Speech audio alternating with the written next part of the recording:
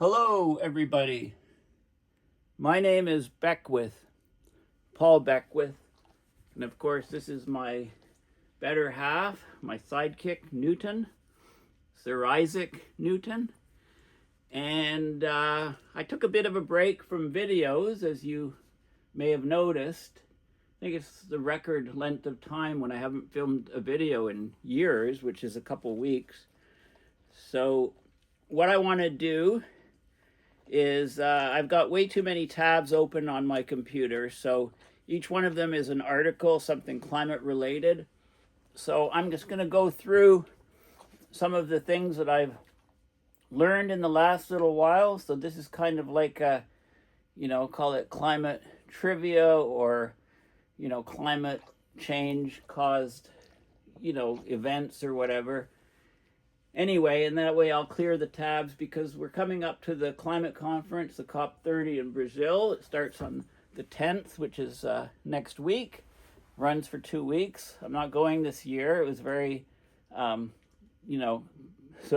as far as I know, I'm not going. Maybe I'll end up there the second week. I don't think so.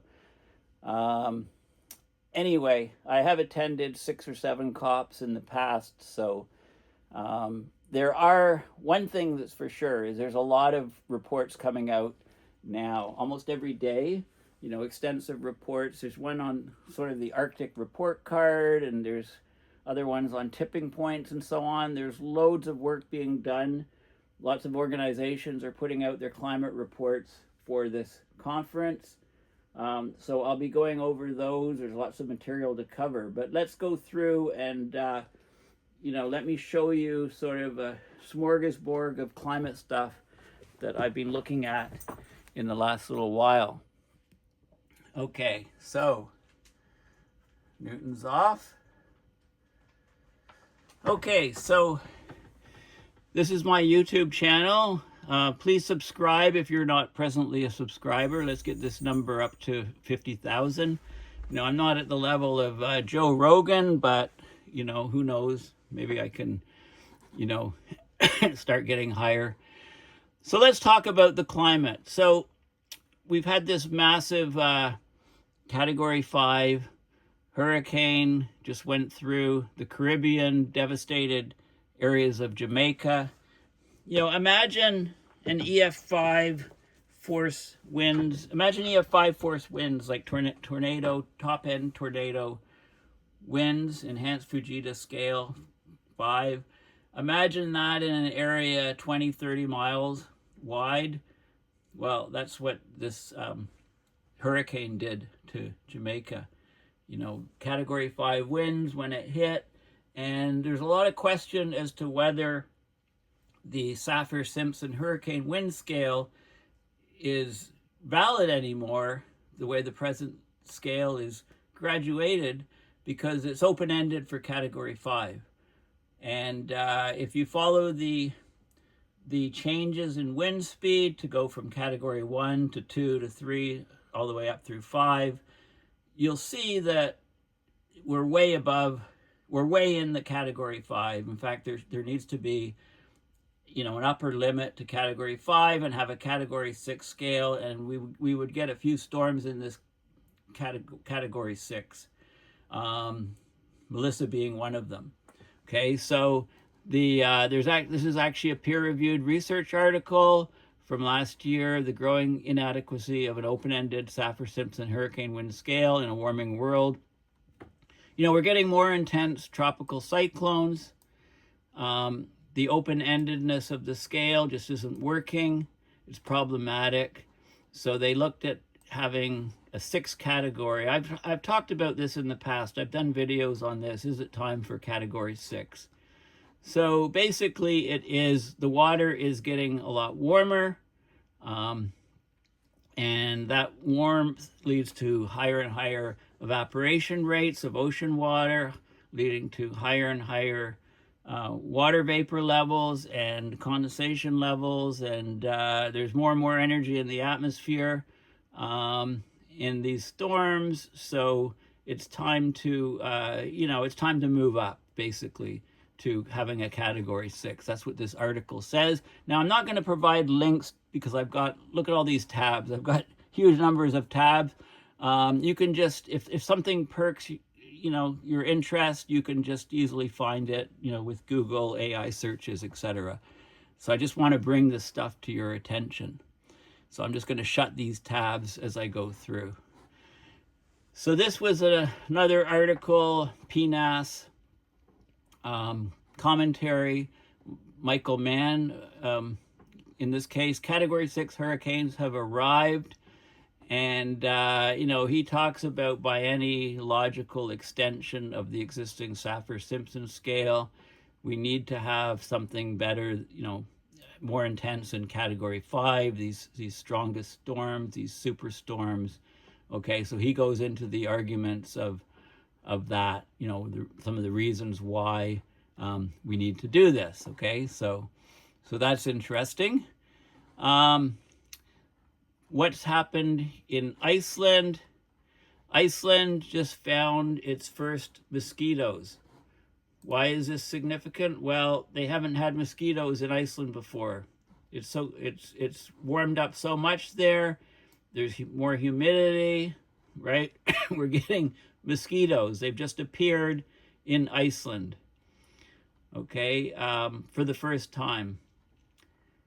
The species, this is a particular species that's in Germany on an island, and this species has just been discovered in Iceland. The frozen, inhospitable winters have long protected Iceland from mosquitoes, but that may be changing. There's been 3 mosquitoes discovered, so it's the country's first confirmed finding of these insects in the wild in Iceland. Mosquitoes are found everywhere in the world, with the exception of Antarctica and, until very recently, Iceland, due to extreme cold. Don't know if they're in Greenland. So they were discovered 20 miles north of Reykjavik. Scientists were looking at this strange fly. They didn't know what it was. It was posted in Facebook. It went to the media, and it was collected and confirmed to be basically mosquitoes. Okay, it's unclear how it arrived, but theories include via ships or containers. Further monitoring will be needed to see whether the species can survive the cold, harsh winters and truly become established in Iceland. So there you go. We're getting a lot of migration of plants and animals on the planet. And as we get warmer and warmer up in the poles, we have migration of different species up there. So, we've had mosquitoes going up to Iceland. Okay, so that's an interesting factoid. Arctic CO2 surge driven by methane oxidation. Okay, so there was a study a few months ago. It looked at the surges in the paleo records in the past, and it's found that there's some of the surges causing spikes in CO2 in the Arctic are actually huge methane releases in the Arctic, and then the methane is oxidized, producing the CO2, which drives up those levels. Okay, so this study reaches back 56 million years. Methane cycling dynamics in the Arctic Ocean during the Paleocene-Eocene thermal maximum, very warm period on the Earth, the PETM, one of Earth's most intense intervals of global warming. So we're looking at what happened as a result of the warming and what happened to cause the warming. There's this polar amplification going on, warming the Arctic much faster than the global average. And that's also been linked in the past to enhanced methane cycling. So it really makes you wonder, with all the huge warming that we're seeing in the Arctic, are we going to get a repeat of this, a huge burst of methane coming out, and then that methane would oxidize? The lifetime of methane is fairly short. It's about 9-10 years. And the reason why it's short is because it's broken down, and when it's broken down, you get CO2 resulting, causing a spike in the CO2. Okay, so this is an interesting study from the paleo, looking at the paleo records.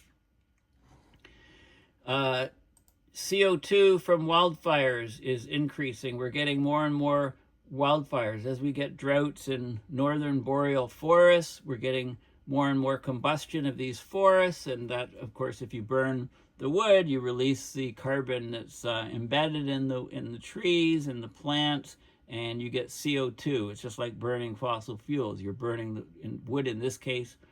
And the CO2 has increased from wildfires by 9% as the climate crisis supercharges infernos. This is a vicious feedback effect, right? Because as you get, they talk about the fires in the Americas, also in Africa, fires in the rainforest, like wildfires in the Amazon, resulted in a 66% increase in land lost to fires in 2024 compared to the previous year. More and more fires. These fires are intense and they're fast spreading, especially if the forest is in a drought state. And they talk about fires here in South America's rainforest, dry forests and wetlands, Canada's northern forests. It's also in Siberia and Russian forests. So wildfires in the Amazon in 2024 devastated 44.2 million acres, a 66% increase compared to 2023. Okay, so there's a state of the wildfires report, which documents the what's happening with the wildfire. So this I said is a vicious feedback system. This is a wildfire in Alberta in 2024. It spread from the Northwest Territories.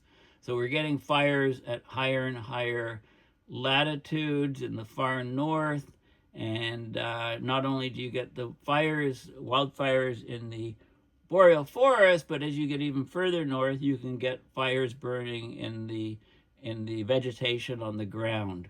And those fires can actually burn under the ground, and they don't go out necessarily in the winter. So in the following spring, they can reignite if the sparks and the energy is still there. Okay, so this is a huge feedback problem. A good story here from China's installing the wind and solar equivalent. This is from last year, this article, of 5 large nuclear power stations per week. Okay, when we talk about clean energy revolution, when we talk about solar and wind and EVs and batteries, it's still going all gangbusters in China. I mean, the anecdote used to be that China was building a new coal plant every week. Now it's more like every month or something. But China is installing wind and solar equivalent of 5 large nuclear power stations per week. We don't get enough news about these sort of things that are happening. Okay, so this is pretty impressive, right? China's no longer the climate villain. They're the bright spot in the clean energy revolution. This is an interesting article on global population. So, what's the population of the planet? You can go to many websites and look at population counters. 8.2 billion is the most accepted number, but it turns out this number may be a severe miscalculation, may be completely on the lowballing the actual population of people on the earth. Okay, so why? Right, most estimates say we're 8.2 billion. Rural areas may be extremely underestimated.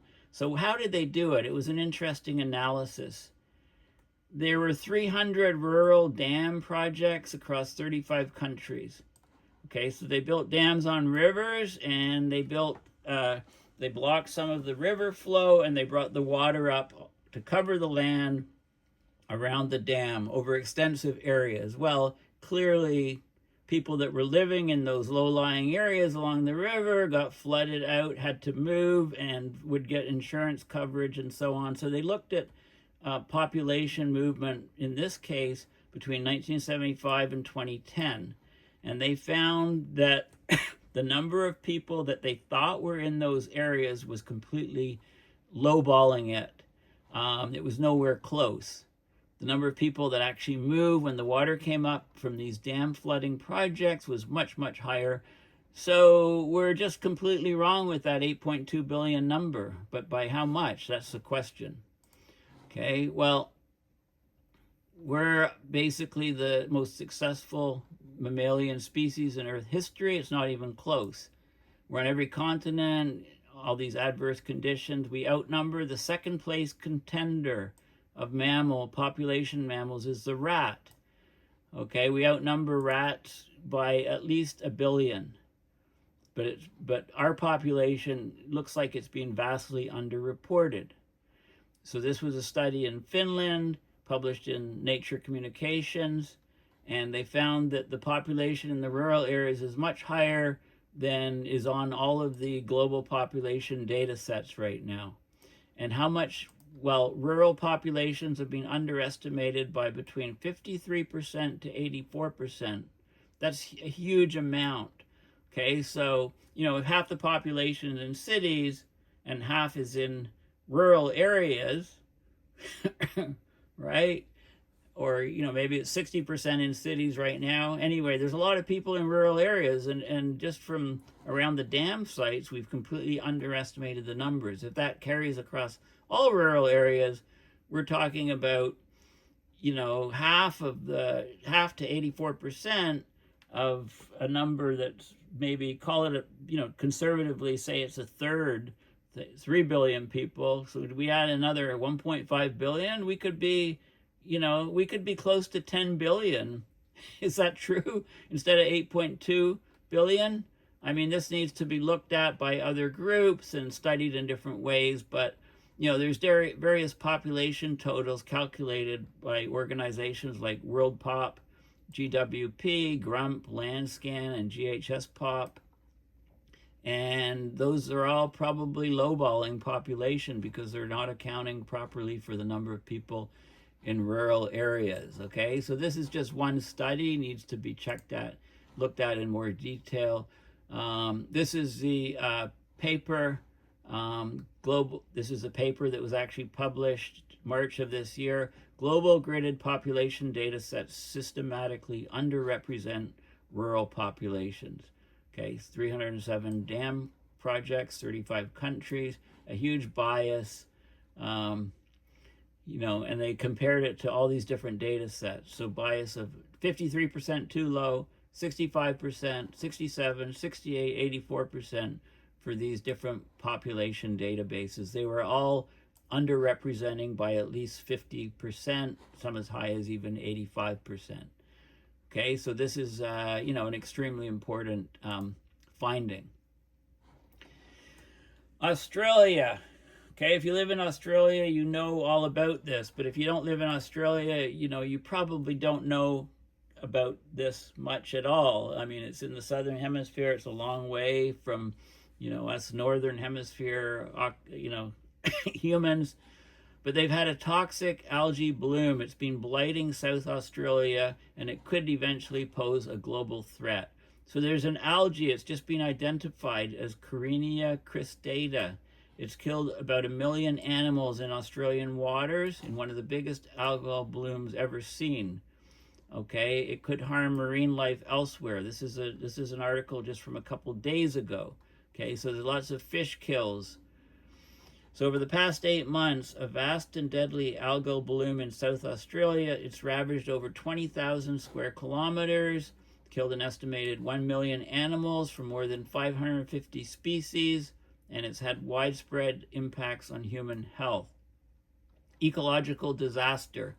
It represents an emerging international threat with unknown consequences, right? We know the oceans are changing, becoming more stratified, warmer water. Well, this algae called Carenia cristata, it has only previously been reported in 2 locations near South Africa. It caused fish die-offs in '89 and in the mid-'90s, and also off the coast of Newfoundland, Canada. Okay, so there's a new toxin that's produced by this algae. It's called the brevetoxins. It can cause nerve damage to sea life, damage the gills of fish, killing animals from sea dragons to great white sharks. When great white sharks and dolphins start dying because of these toxins, watch out. Also, they're harmful to humans when inhaled or ingested. Okay, so there's huge concern over this algae bloom in Australia. This article, interannular, let's,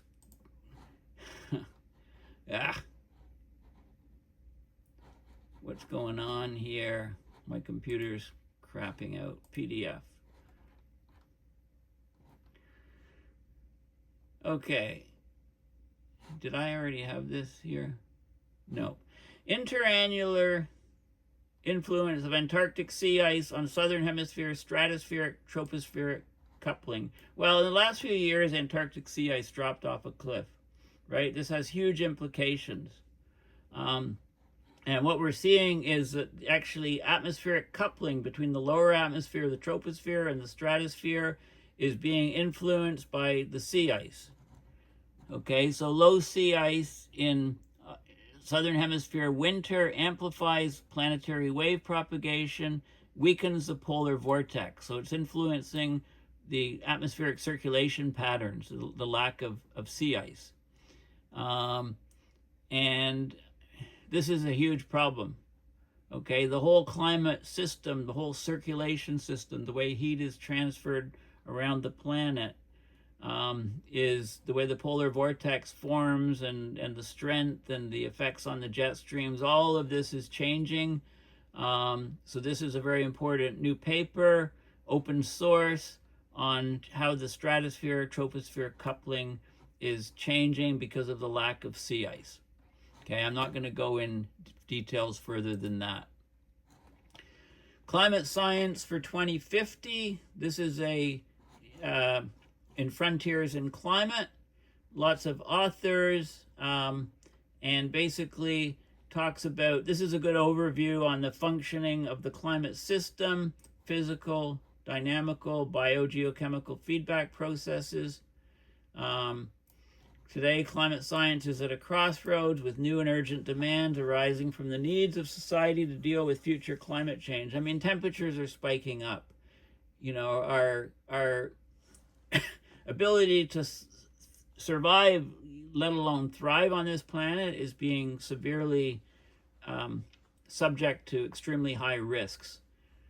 So they looked at, they considered what the world would be like in 2050, larger global population, unprecedented climate conditions with higher temperatures, more frequent extreme weather events, higher sea level rise, disrupted ecosystem, changes in habitability, increased climate-induced displacement and migration, and the emergence of new geopolitical tensions will require limiting society's vulnerability through both mitigation and adaptation. But we're not mitigating, we're going the opposite direction. Okay, so they look at the overall climate system in this paper, and it gives you sort of a good background on the greenhouse effect, Arrhenius I saw mentioned there, you know, climate change research that's happening, right? It's just a good overall sort of systems view at different drivers and responses of the climate system. Okay, great paper. The history of a +3 Celsius future. You know, we're going to get there a lot quicker there. We're already at 1.5. You know, we'll be there, you know, what, in a matter of decades? 2 degrees, 2.5, 3 degrees. So this tries to look at the global and regional drivers of greenhouse gas emissions, socioeconomic drivers between the greenhouse gas emissions, and they looked at on the time frame from 1820 to 2050. Okay, so it's you know, it's a good paper. Okay, it gives you kind of, you know, it gives you some kind of an overall picture of, you know, where we're heading, where the sources of the greenhouse gases are, and you know, the cumulative greenhouse gas emissions in different regions over different time periods and so on. Sort of a good systems, overall systems view from different places, the trends of the emissions, socioeconomic drivers. Okay, there's lots of good illustrations in this. So the history of a +3 degree Celsius future. There's more and more info on how the ENSO, the El Nino Southern Oscillation, tropical patterns are shifting in our warmer world. Intensified dominance of El Nino-like convection relevant for global atmospheric circulation. So in some situations, it's looking like some models are showing, we have a permanent El Nino type situation occurring, and what do the models say about this? When would it happen? So very technical paper on that sort of thing.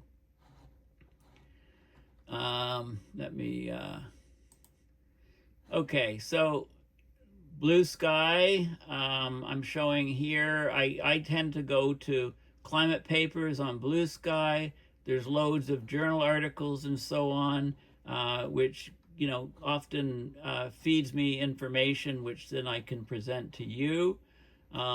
Anyway, it's a great site. Many scientists are posting in all different scientific fields on blue sky, so I just wanted to show you that. Cosmic dust reveals dynamic shifts in central Arctic sea ice sea ice coverage over the past 30,000 years. Okay, so this is a science article, just came out in the last few days. Of course, sea ice coverage has been declining rapidly in the Arctic over the past several decades. It's kind of stalled out a bit and was overtaken by Antarctica. Okay, we're getting polar amplification. So what they did is, in this study, they used helium-3 and thorium-230 isotopes to reconstruct the history of sea ice coverage of the central Arctic over the past 30,000 years. Okay, so they're looking at a very long time scale. The region was perennial covered during the last glaciation, decreased coverage during the deglaciation, seasonally covered in the warmer than present Holocene, so no sea ice, basically just seasonal coverage. So they looked at all those sort of things going back 30,000 years. So very interesting paper showing, yes, there have been periods with blue ocean events, no sea ice. This is an interesting paper about microplastics. I've talked about microplastics, nanoplastics in the brain. The study that did the autopsies on brains of people and found the equivalent of a plastic fork in the average brain that they looked at. And if you have two forks, equivalent plastic, nanoplastics in your brain, that's basically dementia.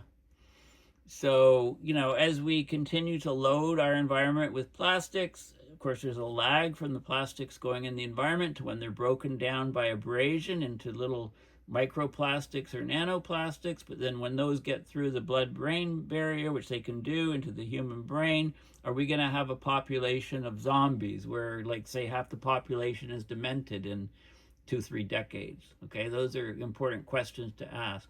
So they looked at remote lakes in Newfoundland, Canada, and they found that the atmospheric deposition, so these plastics get up in the atmosphere, they're carried around the planet, and they can deposit into remote areas, and they're measuring the concentration here in these remote lakes in Newfoundland, Canada. So very concerning study, but also very important.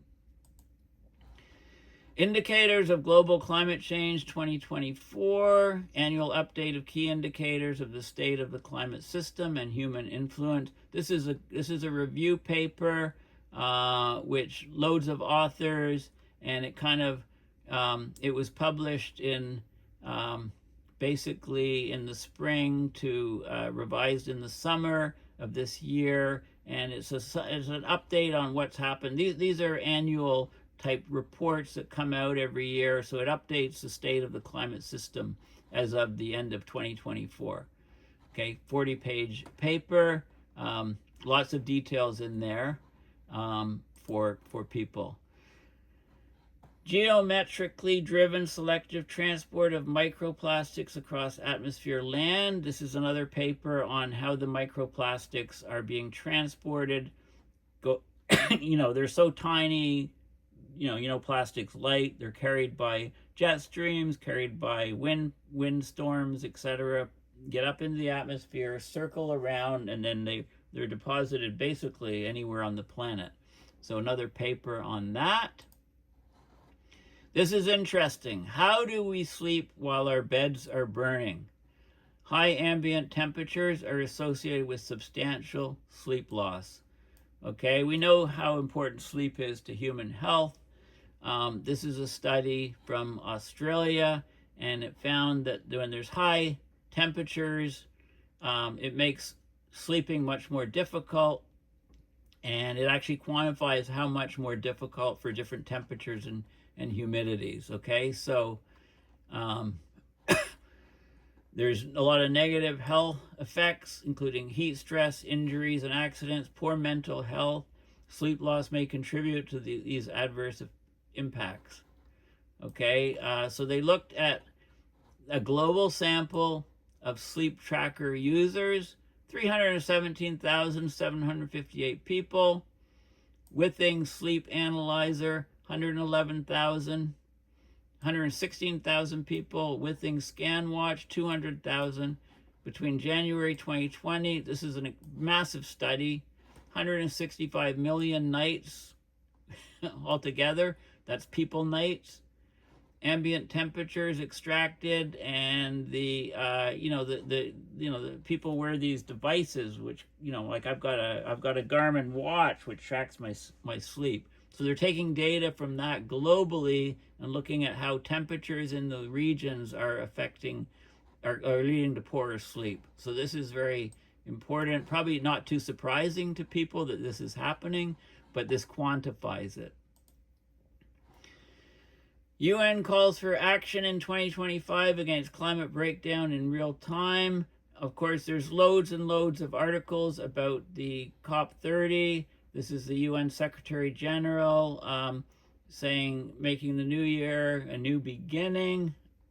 So I think this is a recent article, summarizes some of the horrible things that are happening with climate breakdown.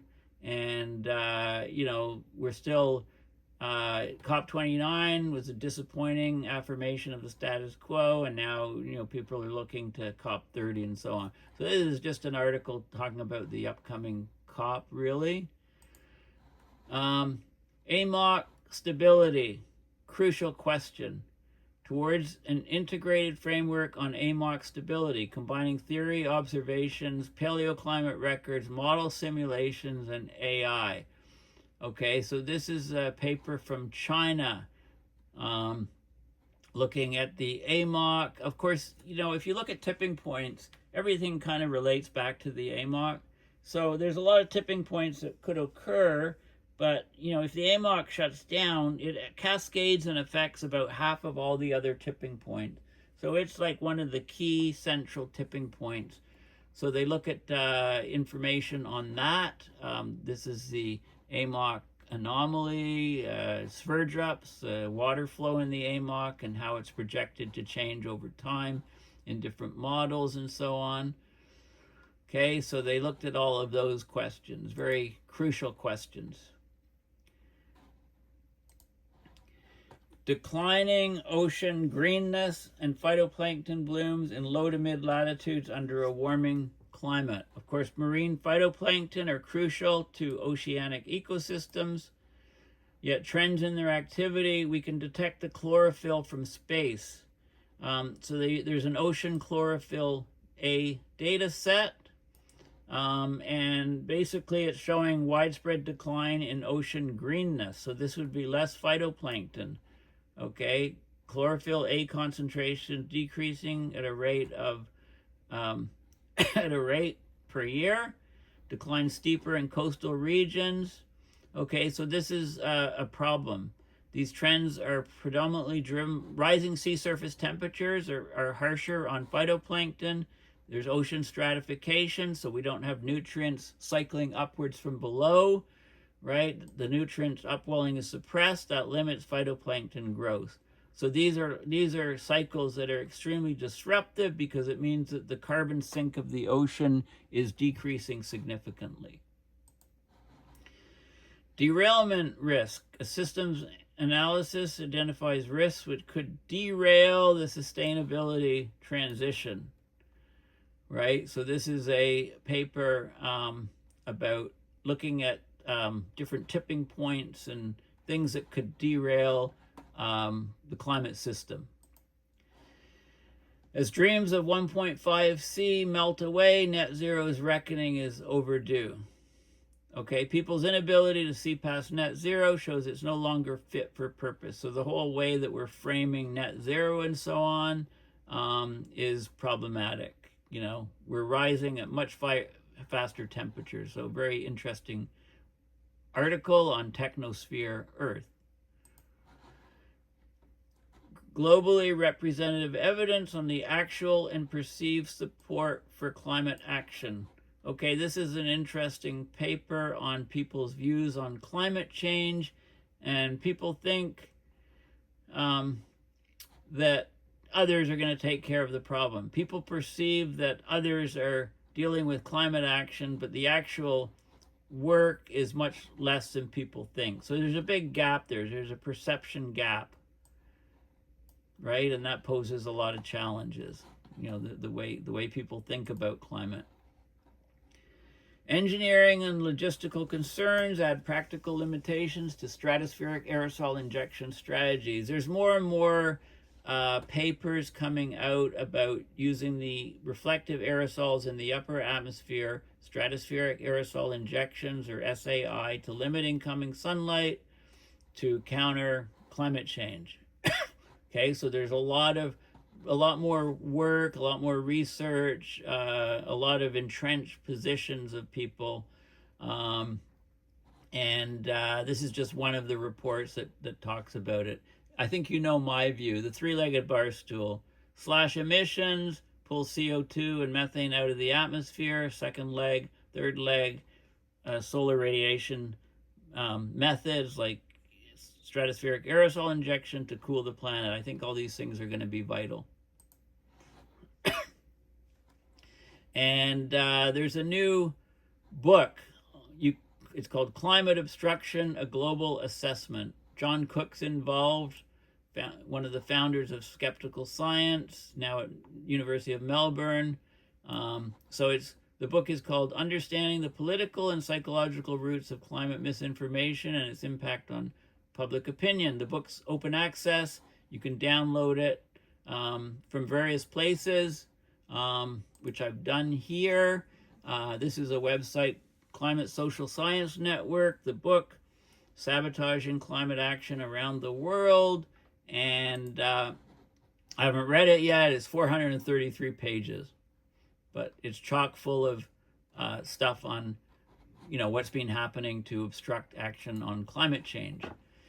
Climate change is predicted to reduce global below-ground ecosystem multifunctionality. Okay, people all know that trees are vital for pulling CO2 out of the atmosphere, as are plants.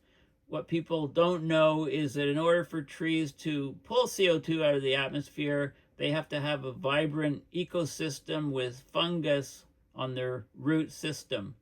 You know, the fungus greatly extend the surface area which water and nutrients are extracted from soils, and they're working in symbiosis with the plant roots. And without those, without the fungi, so there's a problem in Canadian boreal forests, for example. The fungi levels have significantly decreased in the last few decades, so those trees aren't functioning as well at pulling CO2 out of the atmosphere. So it's not just the trees that are vital, but there's ecosystems below the ground in the soils that are vital for the carbon capture of by trees, by vegetation. And they talk about, you know, how drought affects things, how higher temperatures down in the soils affect things, and so on. So this is a very, very, very important paper. Sustainable development reduces particulate matter emissions and mitigates aging's cognitive impact. Okay, so this is an important study. This is another study from China, right? China's aging population, the rising public health burden from cognitive impairment, dementia. Those are pressing concerns. So what they've done is they've studied the association between particulate matter and its components with cognitive function using 20,115 observations from 123 Chinese cities. They looked at the economic costs in different scenarios. So we get these PM1, PM2.5. This is 2.5 micron, particles less than 1 micron. So very small particles get into the human body. You know, I've talked about nanoplastics and microplastics, but these things can cause huge health effects on people. As we age, we don't age as well when our bodies are loaded up with these particles. So this is a very important study on the negative effects of particulate matter. And then if you go to clean energy and you know, solar, wind, all these clean energy methods, you can have less particulate matter and better health outcomes. This is a review article, Weather and Climate Extremes in a Changing Arctic. You know, they looked at the different effects of extreme weather in the Arctic and how it all ties in with lack of sea ice and lack of snow cover and all of these things. So another good article.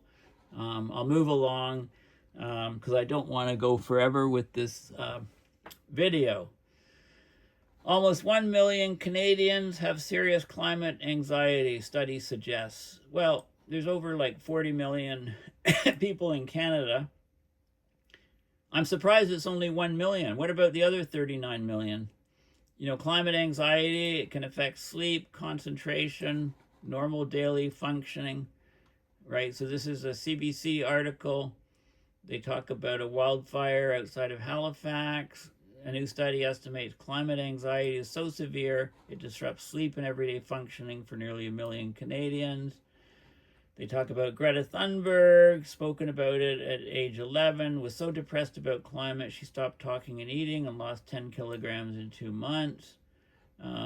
Mother of 2 children, anxiety for her kids. You know, a lot of people are thinking, do I want to bring kids into this world? Because climate is getting worse and worse, and food choices and so on. So they, you know, so this was a peer-reviewed study published in Nature Mental Health. 2,400 Canadians aged 13 or older, categorized them using climate change anxiety scale developed in the US. And 90% of respondents were concerned about climate change. 68% felt some level of anxiety. Okay, these are kind of healthy responses. 2.35% had clinically relevant symptoms.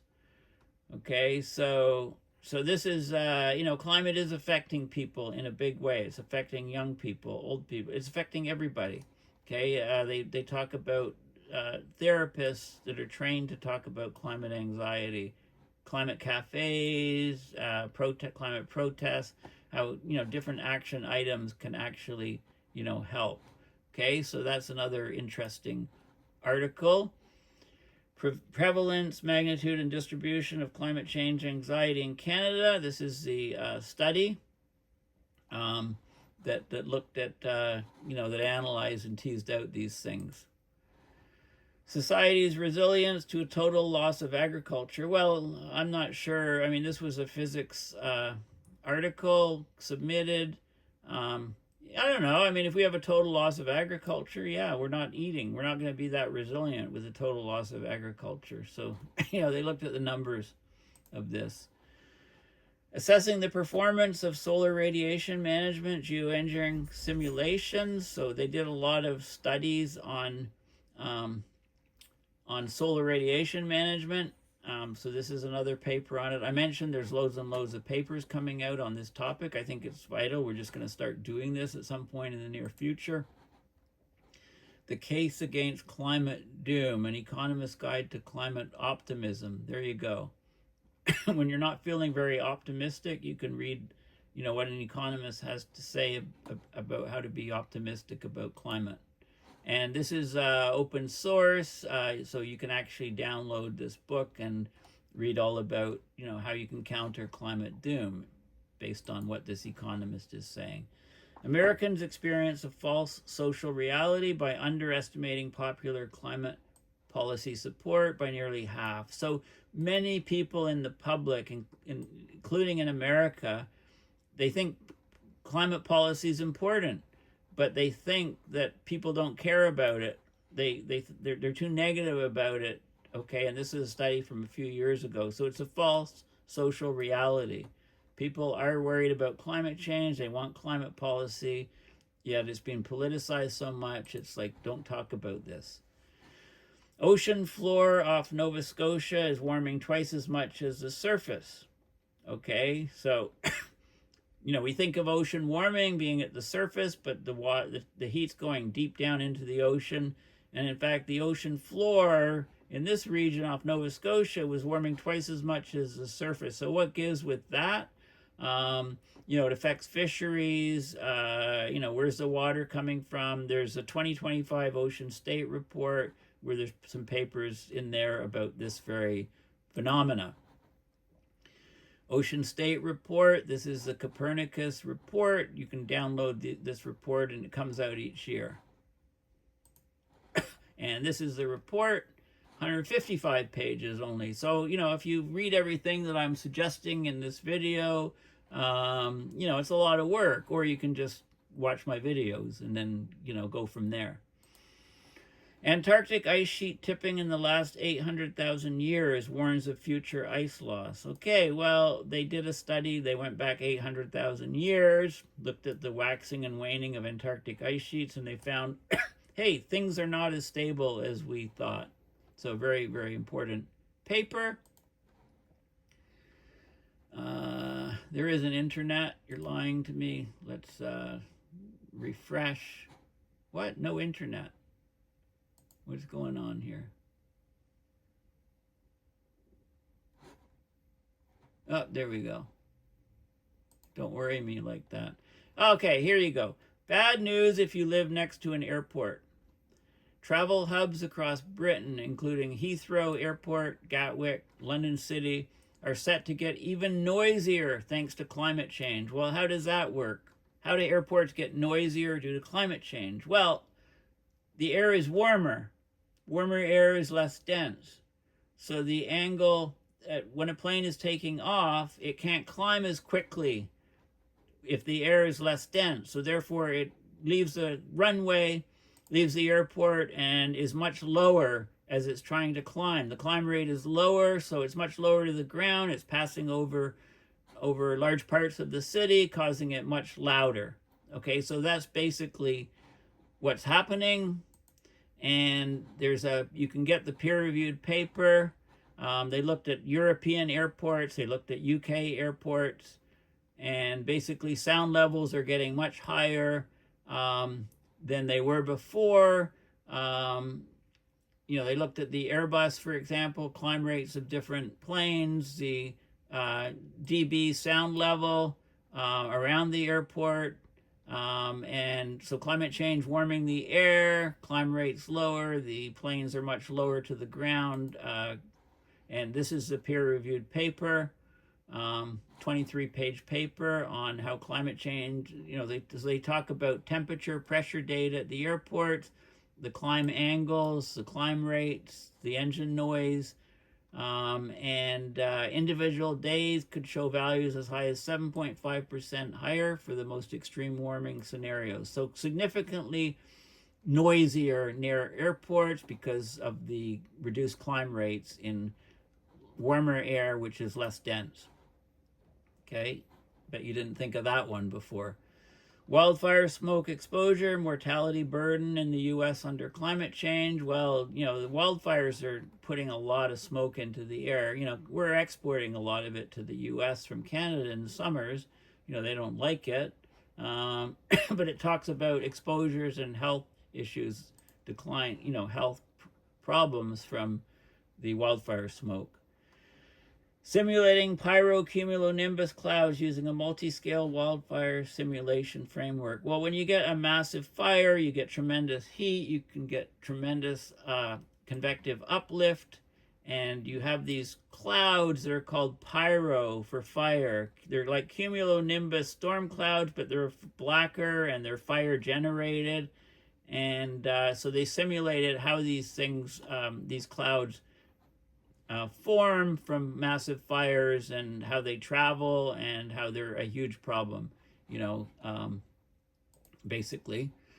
Hailstorms. We're getting fewer hailstorms, but the hailstones are bigger in the hailstorms that we do get. And when they get bigger, of course, there's a threshold. They get above a certain size, they cause tremendous damage. They're below a certain size, you're okay, right? But this is very bad news. We're getting bigger hailstorms. We're getting far more damage. So they looked at Europe severe weather in this study. Severe hail has a diameter of 2 centimeters. An inch is 2.54 centimeters, so almost an inch. Diameter of 5 centimeters or more is considered very large.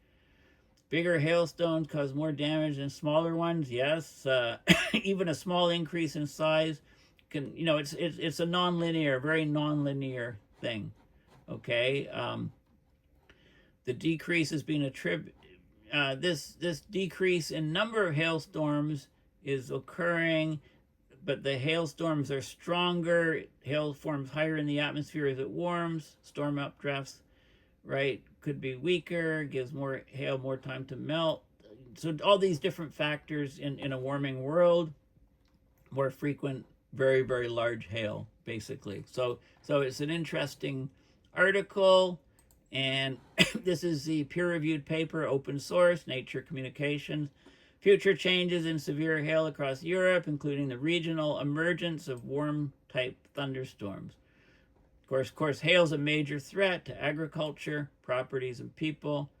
Yet little is known about changes to hail with anthropogenic warming. So they did a lot of work in this paper to give us information on this hazard, how it's worsening with climate change.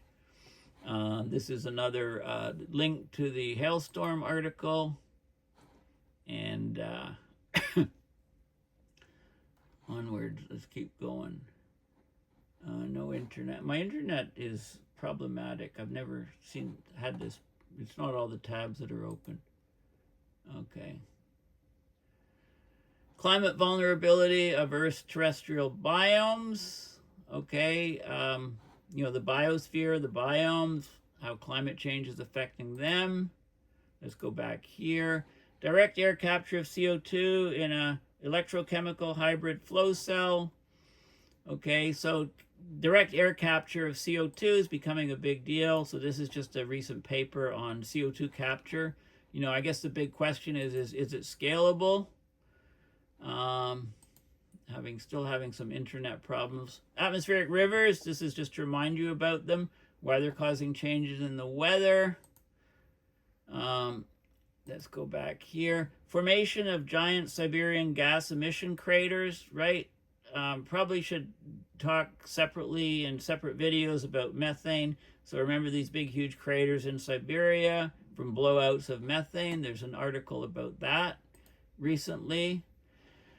Dynamic reconstruction of Southern Ocean and Antarctic climate variability. Okay, since 1700. So we really want to understand what's going on in Antarctica, because the last couple of years, since 2015, the ice has been dropping off a cliff, the sea ice. So what's happening? How unusual is that? This is going back to 1700. The enrichment of ammonium and its impacts on open ocean phytoplankton. Okay, we've talked about phytoplankton. How the oceans aren't as green as they used to be. So this is a high emission scenario, another study on phytoplankton and different effects on it.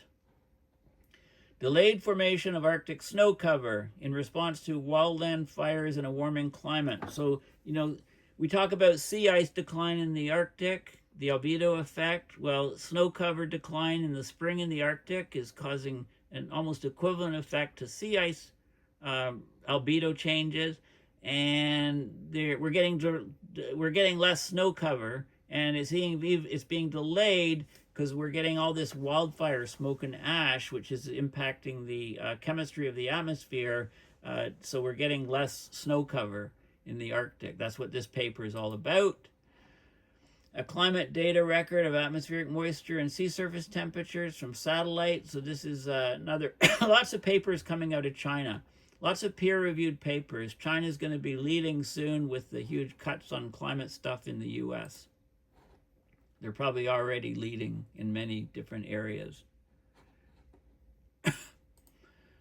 Okay, what's going on here? My stupid computer. It's funny, I've never ever had this problem. Collective climate geoengineering futures through a global participatory technology foresight exercise. So looking at sort of the human challenge of, you know, well, we're going to have to geoengineer, so we better figure out how to do it properly. Basically, that's what that's saying. I'll just kind of you know, these things are updating. River heat waves. Okay, we talk about heat waves in the atmosphere, marine heat waves, lake heat waves. Well, river heat waves are on the rise, outpacing air heat waves. Air heat waves grab headlines. River heat waves have gone quietly unnoticed because rivers are commonly perceived as cool refuges. So they analyzed river heat waves around the world and found, yeah, there's huge heat waves in the rivers. You know, I guess we shouldn't be that surprised. I don't know what's going on.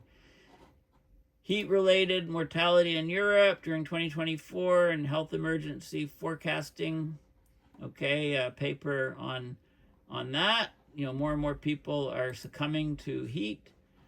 Decline in the ocean carbon sink under record high sea surface temperatures, so really high sea surface temperatures. Stratification of the oceans, right? The ocean carbon sink is huge, but it's decreasing for numerous reasons. So this is bad news because more CO2 will stay in the atmosphere. Impact of current and warmer climate conditions on snow cover loss and burned forests. So now I talked about the ash in the atmosphere disrupting formation of snow, which covers the Arctic regions. But now when we get areas where the ground is burned and they're darker, how does that affect the snow cover? So that's a related sort of idea.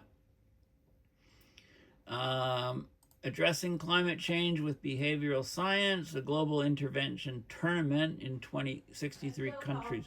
So lots of work on trying to... I'm listening to the radio, so I'm not listening to you. I'm doing a video right now, so please, Of course, why not? Don't We're put- leaving. Not yet. Yes. Soon. 5:23. Okay, the boss is speaking. Sorry, just give me a few more minutes, okay? I'm coming to an end. So different ways, huge numbers of authors, right? So it's got to be an important paper. It's talking about, how do we use behavioral science to get people to address climate change? Well, it hasn't happened yet. Canadian lake primary production, roles of climate warming, solar irradiance. So another study on lakes, this one in Canada, global climate change 2024. I'm just going to whip through these. This is interesting. It talks specifically about how particles in the atmosphere and gases scatter UV to visible wavelengths. So different wavelengths of light scatter differently. So a physics paper on that. Let's get rid of this. Phytoplankton blooms in the northern Bering and Chukchi Seas. How does a stable AMOC influence regional climate in the North Atlantic? Heat waves to greenhouse gases. I'm just going to finish up here. Truth discernment may not help overcome misinformation. This is basically misinformation. How do we deal with it, right? Truth discernment may not help overcome it, right? So it's, how do we deal with this problem, which is only getting worse? The weak land carbon sinks, how carbon sinks are weakening. So again, more CO2 would be in the atmosphere. They're using fiber optic sensors to detect calving of glaciers in Greenland. I find this very interesting because of my optical background, my work in laser optic fiber optic communication systems when I worked for JDS Uniphase in Ottawa. So anything with fiber optics related to climate change, I have to have a look at. And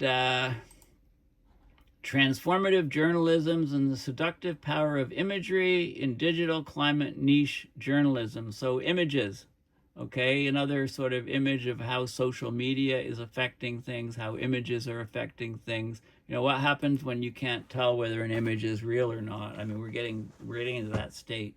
Polar winter climate change, local effects from sea ice loss, consequences of warming seas, you know, another study on the Arctic. I'm just going to get through the rest of these. Helping young people cope with eco-anxiety, right? Another study on that. Extreme temperatures in large lakes, the Great Lakes, for example.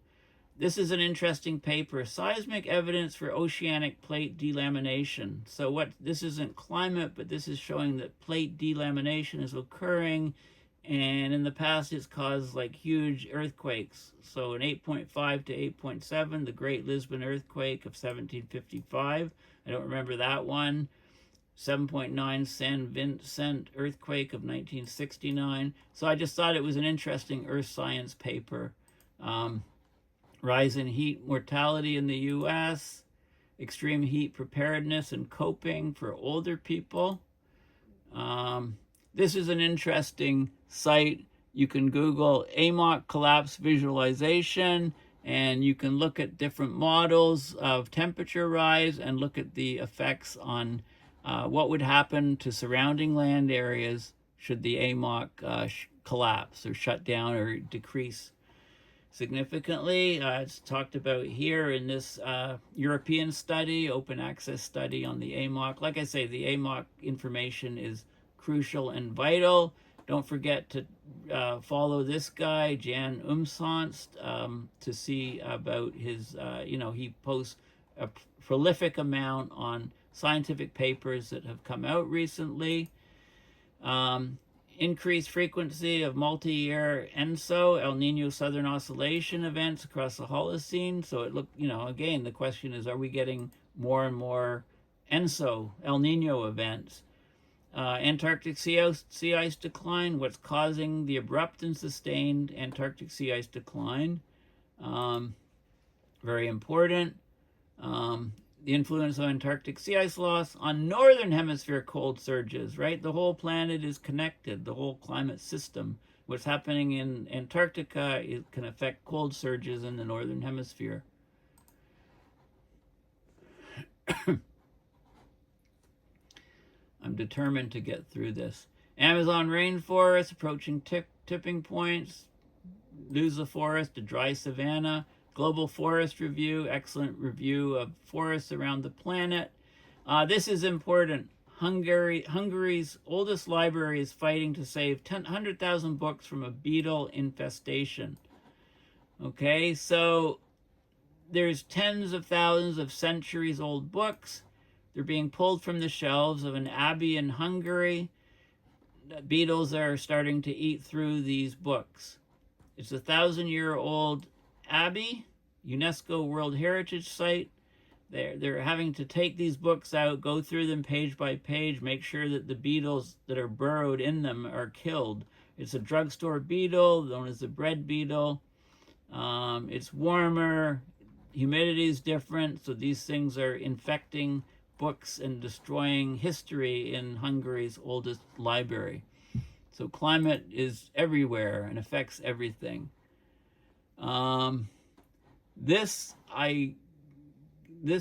paper I was hoping to get and show you is the last one. There's a new in-out mechanism. So how carbon dioxide gets absorbed in water, reacts at the water surface. This paper is all about that. You can Google in-out mechanism for CO2 in water. It might be a new physical property that's been uncovered. Okay, well, thanks for listening. I've gone on a bit too long, but this gives a nice sort of update of some articles I've been reading over the last several weeks. And in my next video, I'll probably talk about a new Arctic report card report that was just released in for the upcoming COP. So thanks for listening. Please consider going to my website, paulbeckwith.net, and donating to PayPal to support my research and videos. Thanks again, and bye for now.